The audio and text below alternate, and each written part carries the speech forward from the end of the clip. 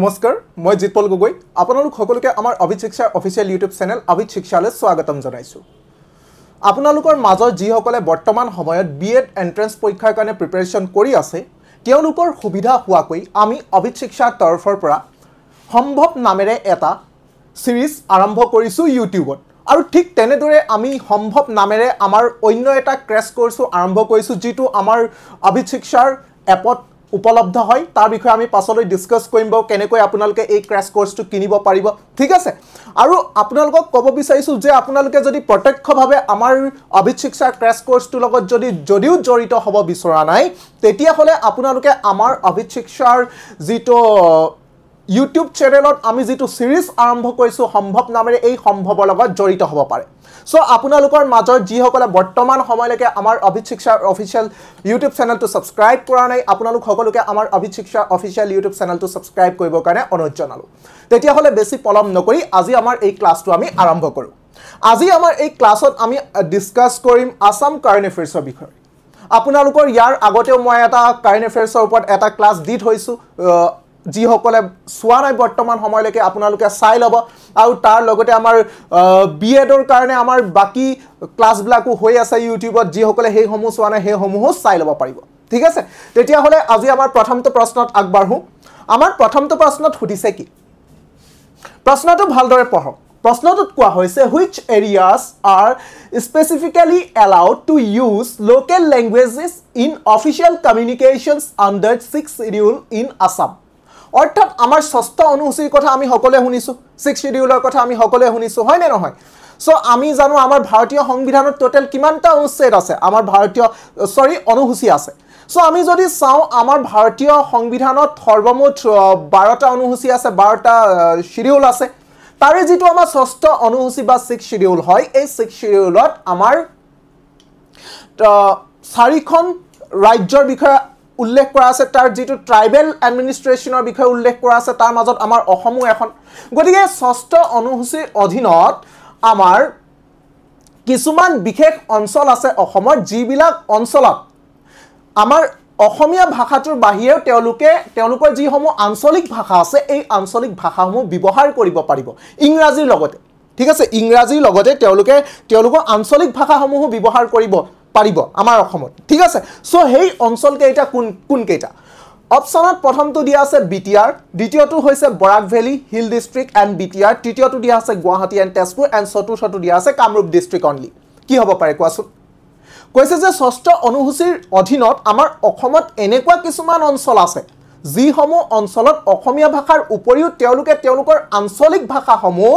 চৰকাৰী যিবিলাক কমিউনিকেশ্যন আছে তাত তেওঁলোকে ব্যৱহাৰ কৰিব পাৰিব ইংৰাজী ভাষাৰ লগতে ঠিক আছে গতিকে আমি যদি চাও কোন কেইটা অঞ্চলত দিয়া হৈছে কি হ'ব পাৰে সো ইয়াৰ কাৰেক্ট আনসাৰটো হ'ব অপচন নম্বৰ বি ঠিক আছে option number B Barak valley hill districts and BTR ঠিক আছে Barak valley hill district and BTR এই তিনিটা অঞ্চলত সাধাৰণতে আমাৰ ষষ্ঠ অনুসূচীৰ অধীনত অসমত ঠিক আছে তেওঁলোকে অসমীয়া ভাষাৰ উপৰিও তেওঁলোকৰ যিসমূহ আঞ্চলিক ভাষা আছে এই আঞ্চলিক ভাষাসমূহ ব্যৱহাৰ কৰিব পাৰিব অফিচিয়েল কমিউনিকেশ্যনৰ ক্ষেত্ৰত ঠিক আছে মনত ৰাখি লবা সকলোৱে বৰাক ভেলী যিসমূহ আমাৰ হিল ডিস্ট্ৰিক্টস আছে আৰু তাৰ লগতে বিটিআৰ সো তোমালোকে যদি এইখিনিতে যদি সোৱা ষষ্ঠ অনুসূচীৰ অধীনত আমাৰ যেটো বিটিআৰ মানে কি হয় বড়োলেণ্ড টেৰিটৰিয়েল ৰিজন হয় না বিটিআৰ মানে কি বড়োলেণ্ড টেৰিটৰিয়েল ৰিজন হয়নে সো এই বিটিআৰ বা হিল ডিস্ট্ৰিক্ট বুলি কলে আমি ডিমা হাছাও আৰু কাৰ্বি আংলঙৰ কথা ক'ব পাৰো আৰু তাৰ লগতে আমাৰ যেটো বৰাক ভেলী আছে সো এই কেইটা তেওঁলোকৰ যিসমূহ আঞ্চলিক ভাষা আছে এই আঞ্চলিক ভাষাসমূহ ব্যৱহাৰ কৰিব পাৰিব যেনেকৈ আমাৰ বিটিআৰ কি ব্যৱহাৰ কৰিব বিটিআৰ সাধাৰণতে বড়ো ভাষা ব্যৱহাৰ কৰিব পাৰিব ঠিক তেনেদৰে আমি যদি চাও আমাৰ যিসমূহ হিল ডিস্ট্ৰিক্ট আছে যেনেকৈ আমি কলো যে Dima Hasao and Karbi Anglong so Dima Hasao and Karbi আংলঙত তেওঁলোকৰ যিবিলাক লোকেল লেংগুৱেজ আছে তেওঁলোকৰ পৰম্পৰাগতভাৱে তেওঁলোকে যিসমূহ ভাষা ব্যৱহাৰ কৰি আছে তাক তেওঁলোকে ব্যৱহাৰ কৰিব পাৰিব আৰু লগতে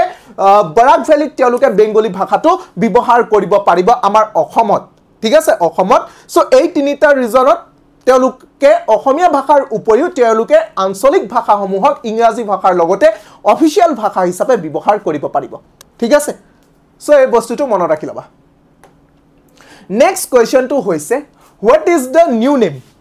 What is the new name of the road in Delhi that was renamed on the occasion of Bodofa Upendranath Brahma's 35th death anniversary? ঠিক আছে সো ইয়াত কোৱা হৈছে যে আমাৰ উপেন্দ্ৰনাথ ব্ৰহ্ম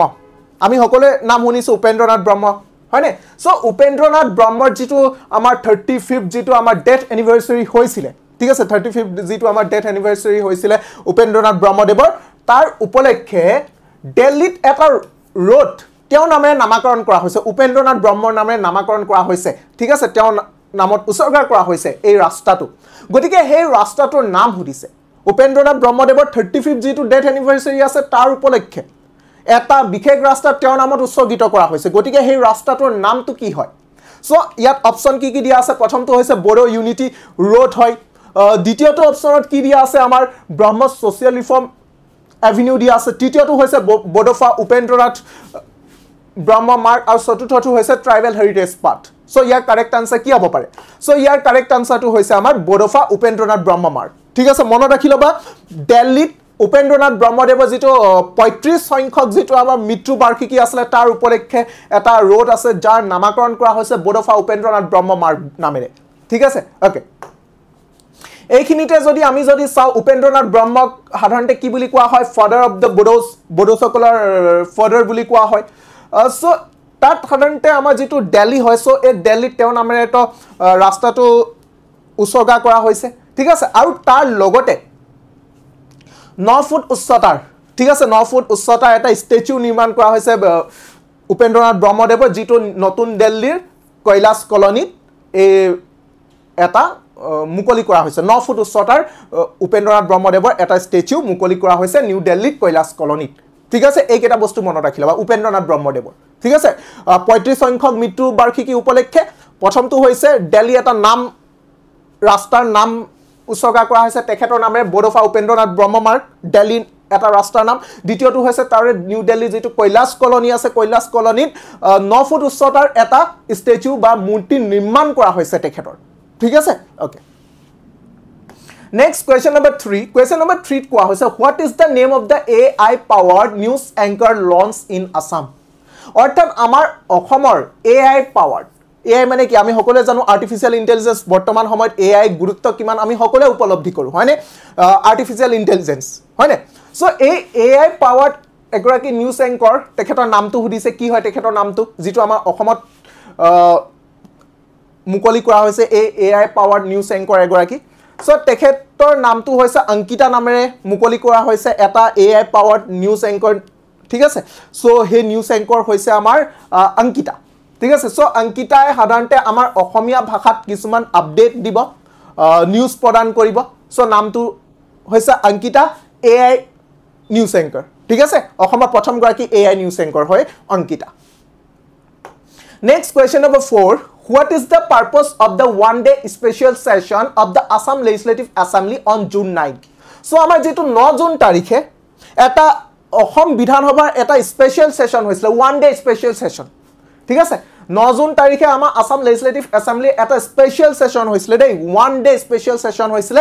গতিকে এই one-day special sessionটো কি কাৰণে অনুষ্ঠিত কৰা হৈছিল কি হ'ব পাৰে কোৱাচোন এই one-day special sessionটো কি অনুষ্ঠিত কৰা হৈছিল সো আমি যদি চাও এই one-day special sessionটো এটু কাৰণে কৰা হৈছিল কাৰণ আমাৰ যেটো ডিব্ৰুগড় যেটো এয়াৰপোৰ্ট হয় এই ডিব্ৰুগড় এয়াৰপোৰ্টটোৰ নাম হলনি কৰা হৈছে ঠিক আছে ডিব্ৰুগড় এয়াৰপোৰ্টটোৰ নাম হলনি কৰা হৈছে সো আমাক প্ৰশ্ন সুধিব পায় ডিব্ৰুগড় এয়াৰপোৰ্টটোৰ নামটো কাৰ নামেৰে নামকৰণ কৰা হৈছে আমি যদি চাও হুধাকণ্ঠ ভূপেন হাজৰিকা দেৱৰ ঠিক আছে ভূপেন হাজৰিকা দেৱৰ নামেৰে নামকৰণ কৰা হৈছে সো এই বস্তুটো মনত ৰাখি লবা ঠিক আছে সো ডিব্ৰুগড় এয়াৰপোৰ্টৰ নামটো নামকৰণ কৰিছে ভূপেন হাজৰিকা দেৱৰ নামেৰে ঠিক আছে ওকে নেক্সট কোৱেশ্চনটো হৈছে আমাৰ which company has announced to establish a large scale manufacturing facility for electronics and mobile technology in Assam আমাৰ অসমত ঠিক আছে অসমত এটা বিশেষ কোম্পানী আছে সো যেটো কোম্পানীয়ে আমাৰ লাৰ্জ স্কেলত এটা ম্যানুফ্যাকচাৰিং ফেসিলিটি নিৰ্মাণ কৰিব বিশেষকৈ ইলেক্ট্ৰনিক্স এণ্ড মোবাইল টেকনলজিৰ ক্ষেত্ৰত ঠিক আছে electronics and mobile technology electronics and mobile টেকনলজিৰ ক্ষেত্ৰত এটা লাৰ্জ স্কেল মেনুফেকচাৰিং ফেচিলিটি নিৰ্মাণ কৰিবলৈ গৈ আছে সো কোনটো কোম্পানীয়ে নিৰ্মাণ কৰিবলৈ গৈ আছে আমাক যদি প্ৰশ্ন হুদে তেতিয়া হলে ইয়াৰ কাৰেক্ট আনসাৰটো হ'ব আমাৰ অপচন নম্বৰ 8 টাটা গ্ৰুপ ঠিক আছে সো আমাৰ যেটো টাটা গ্ৰুপ হয় ন সো এই টাটা গ্ৰুপে আমাৰ অসমত ইলেক্ট্ৰনিক্স এণ্ড মোবাইল টেকনলজিৰ ওপৰত এটা ডাঙৰ মেনুফেকচাৰিং ফেচিলিটি ইউনিট এটা নিৰ্মাণ কৰিবলৈ গৈ আছে যাৰ মূল্য প্ৰায় 30,000 কোটি অৰ্থাৎ টাটা গ্ৰুপে প্ৰায় 30,000 কোটি টকা খৰচ কৰি তেওঁলোকে আমাৰ অসমত ইলেক্ট্ৰনিক্স এণ্ড মোবাইল টেকনলজিৰ এটা লাৰ্জ স্কেল মেনুফেকচাৰিং ইউনিট তেওঁলোকে নিৰ্মাণ কৰিবলৈ গৈ আছে ঠিক আছে সো মনত ৰাখি লবা নেক্সট এইখিনতে আপোনালোকক ক'ব বিচাৰিছো যে আমি অভিচিক্ষাৰ তৰফৰ পৰা যেটো সম্ভৱ নামৰ এটা ক্ৰেশ কোৰ্স আৰম্ভ কৰিছো বুলি আৰম্ভণিতে কৈছো যে আমাৰ সম্ভৱ নামেৰে আমাৰ ইউটিউবতো আমাৰ এই সিৰিজটো চলি আছে যেটো আমাৰ এমসিকিউ সিৰিজ হয় আৰু তাৰ লগতে আমাৰ সম্ভৱ নামৰ এটা ক্ৰেশ কোৰ্সো আছে যত আপোনালোকে কনসেপ্ট যিবিলাক নোটস আছে কনসেপ্ট নোটসও আপোনালোকে পিডিএফ পাব এই কনসেপ্টৰ ওপৰত আপোনালোকে ৰেকৰ্ডেড ক্লাছ পাব ঠিক আছে কাৰণ এতিয়াতো আপোনালোকে কাৰণ বেছি দিন নাই বিএড পৰীক্ষাৰ কাৰণে যেটো গুৱাহাটী ইউনিভাৰ্সিটি বেছি দিন নাই সো তাৰ কাৰণে আপোনালোকে কি কৰিব লাগিব তাৰ কাৰণে আপোনালোকে ৰেকৰ্ডেড ক্লাছ চালে আপোনালোকৰ নিজৰ সময় সুবিধা মতে সো হেতু কাৰণে আমি আমাৰ যোনখিনি ক্লাसेस আছে ক্লাसेसখিনি আমি ৰেকৰ্ডেড ফৰ্মত আপোনালোকৰ কাৰণে আগবঢ়াই দিছো কিন্তু তাৰ লগতে আমি লাইভ যিবিলাক ক্লাছ আছে আমি লাইভ ক্লাছ কিছুমান উলাম যত আপোনালোকৰ লগত আমি কেৱল এমসিকিউ ৰিলেটেড আমি ডিসকাস কৰিম ঠিক আছে এমসিকিউ ৰিলেটেড ডিসকাস কৰিম আৰু আপোনালোকে যদি এই কোৰ্সটো লব বিচাৰিছে অতি এটা ন্যূনতম মূল্য ঠিক আছে অতি এটা ন্যূনতম মূল্য 1000 টকা এই কোৰ্সটোৰ মূল্য ৰখা হৈছে সো বহুত বেছিও ৰখা নাই সো আপোনালোকে লব পাৰিব সো আপোনালোকে ইয়াৰ কাৰণে আমাৰ অভিচিক্ষাৰ যেটো এপ হয় এই এপটো আপোনালোকে প্লে ষ্টৰৰ পৰা ডাউনলোড কৰি লব পাৰিব বা ঠিক আছে আপোনালোকে আমাৰ যেটো ফোন নম্বৰ যোগাযোগ কৰিব পাৰিব আমাৰ ফোন নম্বৰ কিটা আপোনালোকে এবাৰ চাই লওক বা স্ক্ৰিনশ্বট মাৰি লওক সকলোৱে ঠিক আছে আমাক ফোন কৰিব পাৰিব যাতে 7099026915 আৰু এটা ফোন নম্বৰ হৈছে 9678083808 ঠিক আছে মোবাইল নম্বৰ কিটা স্ক্ৰিনশ্বট মাৰি লওক সকলোৱে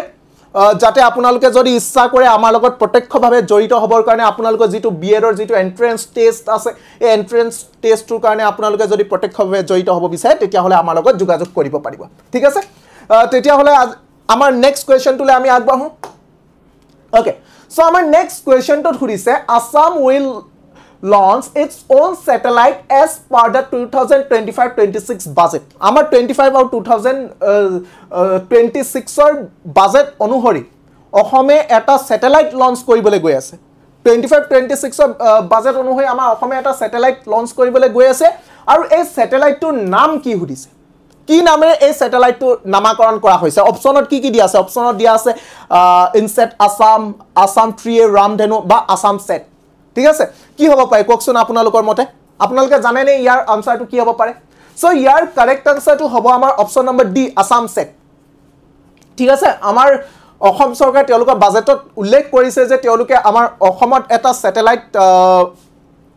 অসমৰ পৰা এটা স্যাটেলাইট পঠিয়াব তেওঁলোকে ঠিক আছে আৰু এই স্যাটেলাইটৰ নাম হৈছে আসাম সেট গতিকে এই যেটো আসাম সেট নামৰ যেটো স্যাটেলাইট হয় এই স্যাটেলাইটটোৱে সাধাৰণতে আমাৰ অসমকনো কেনেকৈ সহায় কৰিব সেই ক্ষেত্ৰত সৰকাৰ ইতিমধ্যে উল্লেখ কৰিছে আমাৰ যিবিলাক বৰ্ডাৰ সিকিউৰিটি হয় আৰু লগতে আমাৰ যেটো সোশিও ইকোনমিক যিবিলাক ইনিশিয়েটিভ হয় আমি যদি সা আমাৰ ভিন্ন প্ৰান্তৰ আমাৰ সোশিও ইকোনমিক যিবিলাক আমি ইনইকুৱেলিটিজ দেখি পাওঁ এই ইনইকুৱেলিটিজ বিলাক নাইকিয়া কৰিবৰ কাৰণে আৰু আমাৰ যিবিলাক বৰ্ডাৰ এৰিয়া হয় সো এই বৰ্ডাৰ এৰিয়া বিলাকক যাতে ভালদৰে তেওঁলোকে পৰ্যবেক্ষণ কৰিব পাৰে তাৰ কাৰণে অসম চৰকাৰ নিজাববীয়াকৈ এটা স্যাটেলাইট তেওঁলোকে লঞ্চ কৰিব বিচাৰিছে যাৰ নামটো তেওঁলোকে ৰাখিছে আসাম সেট ঠিক আছে okay Next question to hoise Anjan Sharma bagged Sahitya Academy Translation Award 2024 for which of the following book? অর্থাৎ আমাৰ অঞ্জন শৰ্মা দেৱে সাহিত্য একাডেমি ট্ৰান্সলেশন এৱাৰ্ড পাইছে ইয়াৰ আগৰ ক্লাছত মই কৈছিলো সাহিত্য একাডেমি কোনে পাইছিলে ঠিক আছে আমি সকলোৱে জানো সাহিত্য একাডেমি লাষ্ট ক্লাছত মই কৈছিলো সমীৰ তাতিয়া পাইছে সাহিত্য একাডেমি বঁটা কিন্তু এতিয়া কৈছে সাহিত্য একাডেমি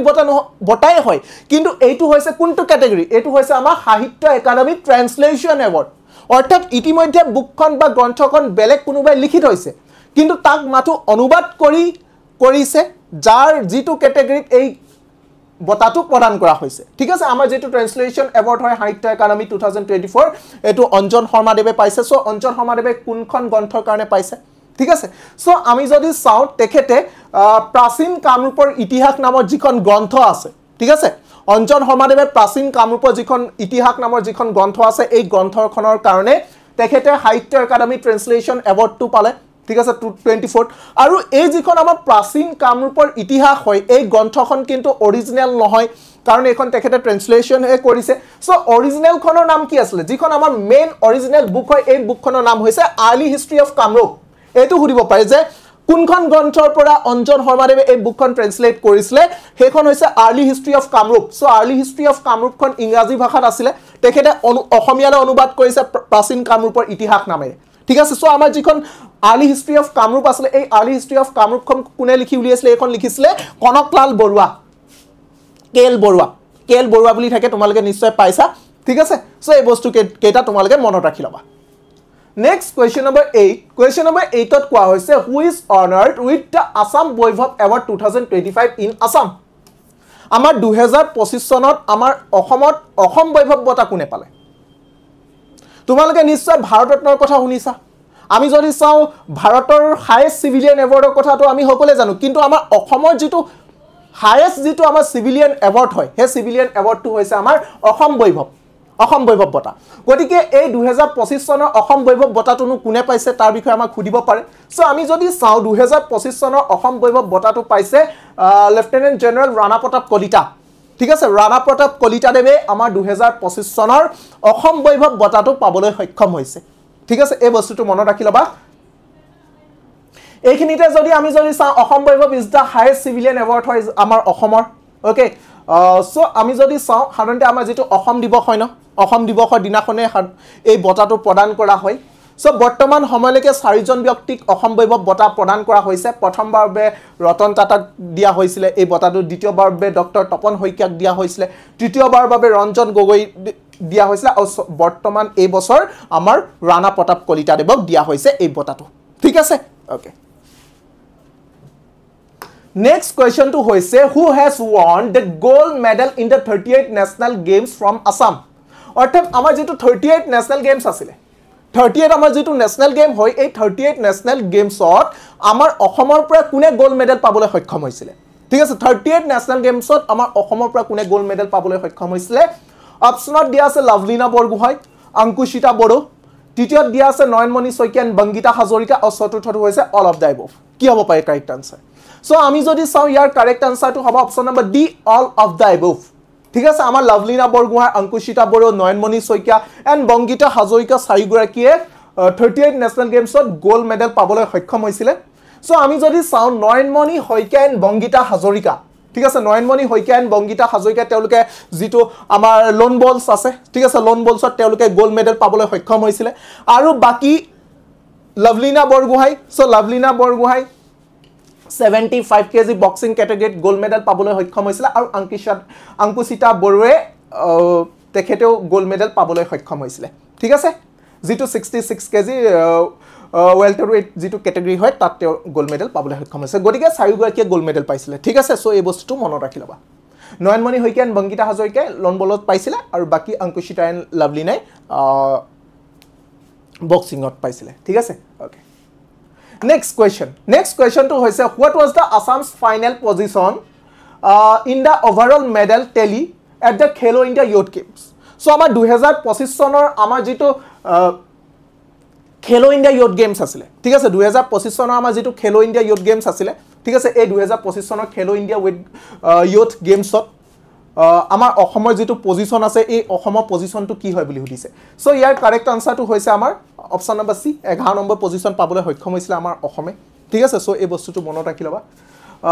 11 নম্বৰ পজিশন পাবলৈ সক্ষম হৈছিল আৰু ইয়াত অসমে টোটাল 25 ডাল মেডেল পাইছিল ঠিক আছে এই 25 ডাল মেডেলৰ ভিতৰত 10 ডাল গোল্ড মেডেল আছিল 5 ডাল সিলভাৰ মেডেল আছিল আৰু 10 ডাল ব্ৰঞ্জ মেডেল আছিল ঠিক আছে সো এইখিনি বস্তু তোমালোকে মনত ৰাখি লবা ঠিক আছে সো নেক্সট ক্লাছত পুনৰ লগ পাম আজিলৈ আমাৰ ক্লাছটো ইমানতে সমাপ্ত কৰিছো কাইলে পুনৰ আমাৰ অন্য এটা ক্লাছ হ'ব ঠিক আছে কাইলে আমাৰ হয়তো সুস্মিতা মেম আহিব পাৰে হয়তো আমাৰ ডাৰবিয়ান মেম আহিব পাৰে বা আমাৰ পূৰ্বাশ্ৰী মেম বা নৱ ছাৰ বা আমাৰ দীপজ্যোতি ছাৰ চ' সকলোৱে কষ্ট কৰি আছে আপোনালোকৰ কাৰণে আমি ডেইলি MCQ লৈ আহিবলৈ চেষ্টা কৰোঁ ইম্পৰ্টেণ্ট MCQ বিলাক চ' আপোনালোকে যদি বৰ্তমান সময়লৈকে আমাৰ ইউটিউব চেনেলটো ছাবস্ক্ৰাইব কৰা নাই তেতিয়াহ'লে আমি সকলোকে আমাৰ ইউটিউব চেনেলটো ছাবস্ক্ৰাইব কৰিবৰ কাৰণে অনুৰোধ জনালোঁ আৰু আপোনালোকে যদি প্ৰত্যক্ষভাৱে আমাৰ লগত জড়িত হ'ব বিচাৰিছে তেতিয়াহ'লে আপোনালোকে আমাৰ লগত প্ৰত্যক্ষভাৱে জড়িত হ'ব পাৰে ধন্যবাদ